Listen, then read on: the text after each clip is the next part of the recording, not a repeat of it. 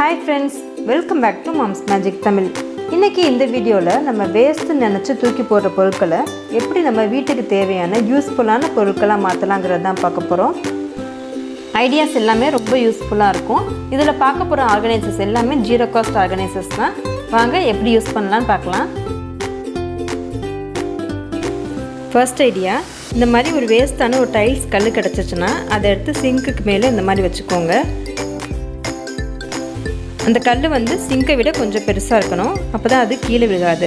இதில் நம்ம வந்து சோப்பு அப்புறம் இந்த ஸ்பாஞ்சை நம்ம வச்சுக்கலாம், தண்ணி படாமல் இருக்கும்.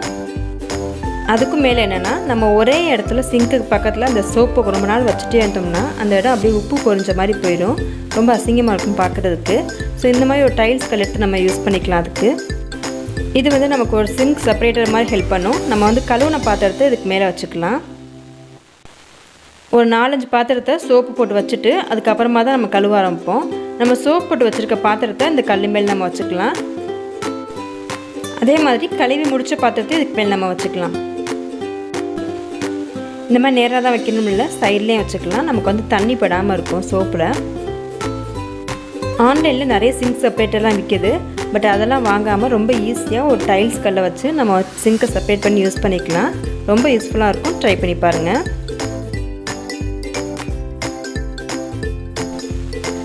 செகண்ட் ஐடியா என்னென்னா, ஒரு வேஸ்டான கார்ட்போர்ட் பாக்ஸ் எடுத்திருக்கேன். இந்த வேஸ்டான கார்ட்போர்ட் பாக்ஸை நம்ம துணியெல்லாம் ஆர்கனைஸ் பண்ணுறதுக்கு ஒரு சூப்பரான ஒரு ஆர்கனைசர் பண்ண போகிறேன். இந்த ஆர்கனைசர் பண்ணுறதுக்கு நான் வந்து சைடில் இந்த மாதிரி கட் பண்ணிக்கிறேன்.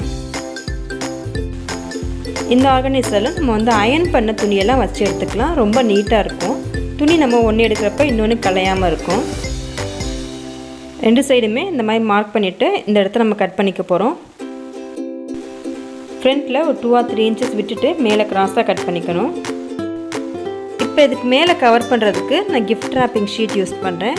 இந்த ஷீட் வந்து 10 ரூபா, ஸ்டேஷனரி ஷாப்பில் கிடைக்கும். ஸ்டிக் பண்ணுறதுக்கு ஃபெவிகம் தான் யூஸ் பண்ணிகிட்ருக்கேன். இதில் ஜஸ்ட் கம் யூஸ் பண்ணி ஃபுல்லாக அந்த கவரை மேலே ஸ்டிக் பண்ணிவிட்டேன். நீங்கள் செய்கிறப்ப அந்த பாட்டமில் மட்டும் வேறு கலர் யூஸ் பண்ணுங்கள், பார்க்குறதுக்கு ரொம்ப அழகாக இருக்கும்.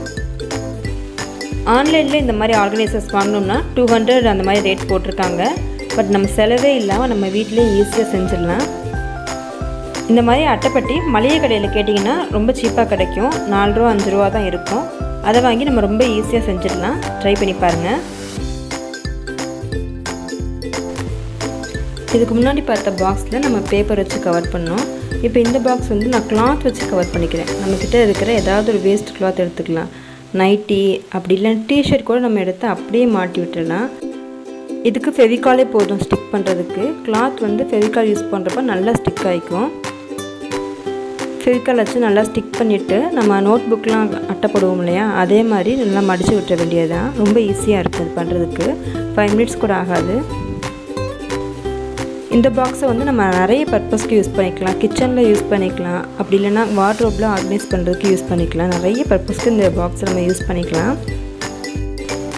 4 பக்கமே ஃபெவிகால் போட்டு அந்த கிளாத்தை வந்து ஸ்டிக் பண்ணிக்கிறேன். நூல் வந்துகிட்டே இருக்குது, ஸோ அதை மட்டும் கட் பண்ணி எடுத்துகிட்ருக்கேன். எடுத்துகிட்டு அந்த லாஸ்ட்லேயுமே நல்லா ஃபெவிகால் போட்டு நல்லா ஒட்டிக்கிறேன். இதுக்கு நம்ம பழைய நைட்டி இல்லைனா வேறு ஏதாவது வேஸ்ட் கிளாத் இருந்துச்சுன்னா அதுலேருந்து கட் பண்ணி எடுத்துக்கூட நம்ம செஞ்சுக்கலாம். இப்போ இந்த பக்கத்தை வந்து நம்ம வந்து உள்ளே கூடி ஒட்டிக்கலாம். இந்த பாக்ஸ் வந்து ரொம்ப யூஸ்ஃபுல்லாக இருக்கும், நிறைய பர்பஸ்க்கு நம்ம யூஸ் பண்ணிக்கலாம். நம்ம வந்து வெறும் அட்டைப்பெட்டியை மட்டும் வச்சு யூஸ் பண்ணுறப்ப அது பார்க்குறதுக்கு அழகாக இருக்காது நம்ம கபோர்ட்லலாம் வைக்கிறப்ப. பட் இந்த மாதிரி கிளாத்தில் ரேப் பண்ணி நம்ம யூஸ் பண்ணுறப்ப ரொம்ப நாளைக்கு அது வந்து பிஞ்சு போகாமல் இருக்கும், பார்க்குறதுக்கும் ரொம்ப அழகாக இருக்கும். இந்த பாக்ஸை வந்து நம்ம ஸ்டாக்ஸ் வச்சுக்கிறதுக்கு, லஞ்ச் டவல், கர்ச்சீஃபு அப்படி இல்லைனா குழந்தைங்களோட இன்னர்வேர்ஸ் வச்சுருக்கிறதுக்கு யூஸ் பண்ணிக்கலாம். அப்படி இல்லைனா வாஷிங் ஐட்டம்ஸ்லாம் தனியாக ஒரு பாக்ஸில் போட்டு வச்சுக்கலாம். நிறைய பர்பஸ்க்கு வந்து யூஸ் ஆகும். கண்டிப்பாக வந்து இதை ட்ரை பண்ணி பாருங்கள். அப்புறம் நீங்கள் பார்க்குற இந்த பாக்ஸ் வந்து என் பையன் பண்ணது. அவங்ககிட்ட இருந்த கலர் பேப்பர்லாம் போட்டு ஸ்டிக் பண்ணி ஒரு பாக்ஸ் மாதிரி நீட்டாக பண்ணி வச்சுருக்கான். இதை வந்து அவனோட திங்ஸ்லாம் வச்சுக்கிறதுக்கு அவன் யூஸ் பண்ணிகிட்ருக்கான். இந்த மாதிரி ஸ்டேஷ்னரி ஐட்டம்லாம் ஒரு பாக்ஸில் போட்டு நம்ம வச்சுட்டோம்னா நமக்கு எடுக்கிறதுக்கு ரொம்ப ஈஸியாக இருக்கும். கபோர்ட்லேயும் ஸ்பேஸ் வந்து ரொம்ப அதை பிடிக்காது. எந்த பொருளும் தொலைஞ்சு போகாமல் ரொம்ப சேஃப்டியாக இருக்கும். கண்டிப்பாக இந்த மாதிரி செஞ்சு பாருங்கள். அது மட்டும் இல்லை, அயன் பாக்ஸை கூட இந்த மாதிரி ஒரு கார்ட்போர்ட் பாக்ஸில் போட்டு வச்சோம்னா ரொம்ப நீட்டாக இருக்கும் பார்க்குறதுக்கு. இந்த மாதிரி குட்டி குட்டி கார்ட்போர்ட் பாக்ஸ் கிடச்சா கூட கண்டிப்பாக விட்டுறாதீங்க. அதையுமே நம்ம வந்து கிச்சனில் யூஸ் பண்ணிக்கலாம். நம்ம கிச்சனில் யூஸ் பண்ணுற மசாலாக்கெலாம் ஒவ்வொன்றுக்கும் ஒவ்வொரு டப்பா போட முடியாது. நம்ம அப்பப்போ வாங்குகிற சின்ன சின்ன மசாலா பேக்கெட்லாம் வந்து நம்ம கவர்லேயே சம்டைம்ஸ் வச்சுருப்போம். அந்த மாதிரி கவரில் வச்சுருக்க பொருட்கள் எல்லாம் நம்ம ஒரு டப்பாவில் போட்டு இந்த மாதிரி ஸ்டோர் பண்ணிக்கிட்டோம்னா ரொம்ப யூஸ்ஃபுல்லாக இருக்கும். அதுக்கு நான் இந்த சின்ன அட்டைப்பெட்டியை தான் யூஸ் பண்ணிகிட்ருக்கேன். இதில் நான் எல்லா கவரையுமே வச்சுட்டு ஒன்றா ஸ்டோர் பண்ணிக்குவேன். இந்த மாதிரி எல்லா கவரையும் ஒன்றா வைக்கிறதுனால நமக்கு எந்த பேக்கெட் எங்கே இருக்குதுன்னு தேட தேவையில்லை, ரொம்ப ஈஸியாக எடுத்துடலாம். சம்டைம்ஸ் கார்ட்போர்ட் பாக்ஸ் இந்த மாதிரி கூட வரும். இதில் நம்ம வந்து அதிகமாக ஸ்டோர் பண்ண முடியாதுன்னு நினைப்போம்.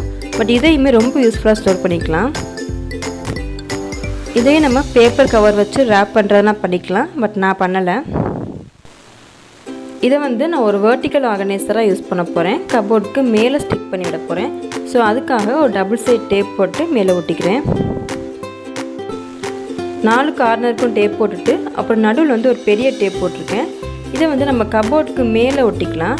இதை வந்து நம்ம எதுக்கு யூஸ் பண்ணிக்கலாம்னா, நம்ம வந்து ஃபைல்லாம் ஸ்டோர் பண்ணுறதுக்கு யூஸ் பண்ணிக்கலாம். நம்ம கபோர்டில் மேலே வரைக்கும் எதுவும் ஸ்டோர் பண்ண மாட்டோம், கீழே மட்டும் தான் யூஸ் பண்ணுவோம். ஸோ கபோர்டுக்கு மேலே இந்த மாதிரி ஒட்டிட்டோம்னா நம்ம ஃபைல்லாம் ஸ்டோர் பண்ணுறதுக்கு யூஸ் பண்ணிக்கலாம். கீழே இருக்க அந்த ஸ்பேஸை வந்து நம்ம நார்மலாக எப்பயும் போல் யூஸ் பண்ணிக்கலாம். இதுவே இந்த ஃபைலை வந்து கபோர்டு ஒரு இடத்துல வச்சோம்னா அது வந்து நிறைய ஸ்பேஸ் பிடிக்கும். வெர்டிக்கலாக வச்சோம்னா கீழே விழுந்துகிட்டே இருக்கும். இந்த மாதிரி வைக்கிறப்ப நமக்கு ஸ்பேஸ் அதிகமாக சேவ் ஆகும், ஃபைல்ஸும் நீட்டாக அரேஞ்ச் ஆகிடும்.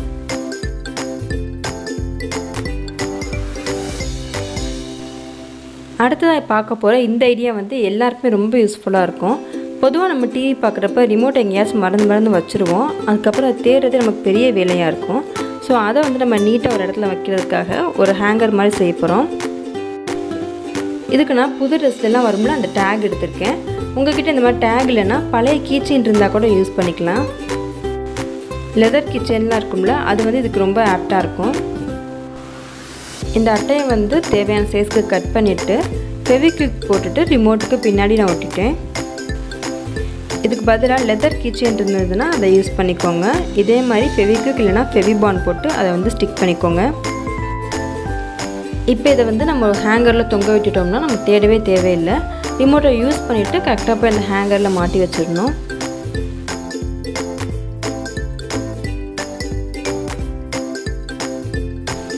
இந்த ஐடியா ரொம்ப யூஸ்ஃபுல்லாக இருக்கும்னு நினைக்கிறேன். ட்ரை பண்ணி பாருங்கள். அடுத்த ஐடியா வந்து காலியான பவுடர் டப்பாவை எப்படி நம்ம யூஸ்ஃபுல்லாக மாற்ற போகிறதுன்னு தான் பார்க்க போகிறோம். ஸோ அதுக்காக வந்து நான் ஒரு காலியான பவுடர் டப்பா எடுத்திருக்கேன். இதை வந்து நல்லா வாஷ் பண்ணி எடுத்துக்கோங்க. அந்த ஸ்மெல் போகிற வரைக்கும் நல்லா வாஷ் பண்ணிவிட்டு ஒரு 2 நாளைக்கு வந்து வெயிலில் வச்சு எடுத்துக்கோங்க. அதுக்கப்புறமா தான் நம்ம யூஸ் பண்ணணும். இது ஃபுல்லாக வந்து நான் கோதுமை மாவை வந்து ஃபில் பண்ணிக்கிறேன். இந்த மாதிரி பேப்பரை கோன் ஷேப்பில் சுற்றிட்டு நம்ம வந்து கோதுமை மாவு உள்ளே நம்ம ஃபில் பண்ணிக்கலாம். சப்பாத்தி பூரிலாம் போடுறப்ப அந்த கட்டையில் மாவு ஒட்டிக்காமல் இருக்கிறதுக்கு சிலர் வந்து எண்ணெய் யூஸ் பண்ணுவாங்க, சிலர் வந்து கோதுமை மாவே யூஸ் பண்ணுவாங்க. நான் வந்து கோதுமை மாவு தான் யூஸ் பண்ணிகிட்ருக்கேன்.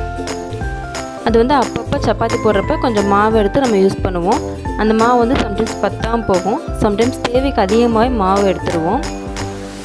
சப்பாத்தி தேய்க்கிறதுக்கு இந்த மாதிரி நம்ம பவுடர் டப்பாவில் மாவை ஃபில் பண்ணி யூஸ் பண்ணிக்கலாம். ரொம்ப யூஸ்ஃபுல்லாக இருக்கும்.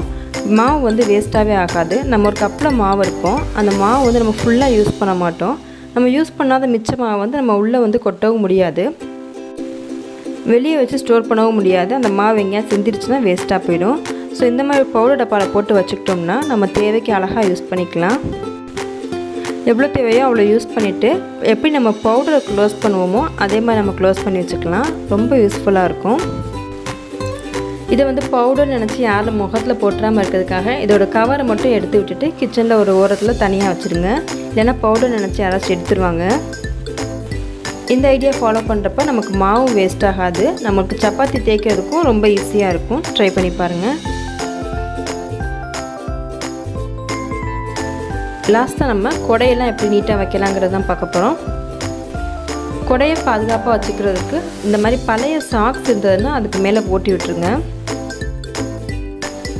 கொடையும் அழுக்காகாமல் ரொம்ப சேஃப்டியாக இருக்கும். நமக்கு வந்து ட்ராவல் பண்ணுறப்ப இந்த மாதிரி ஒரு சாக்ஸ்குள்ளே வச்சு கொண்டு போனோம்னா நமக்கு வந்து ரொம்ப ஸ்பேஸ் பிடிக்காமல் இருக்கும். வேஸ்ட்டான ஒரு சாக்ஸ் இருந்ததுன்னா இந்த மாதிரி ஒரு கொடைக்கு வந்து ஒரு கவரை நம்ம மாற்றி யூஸ் பண்ணிக்கலாம். ட்ரை பண்ணி பாருங்கள்.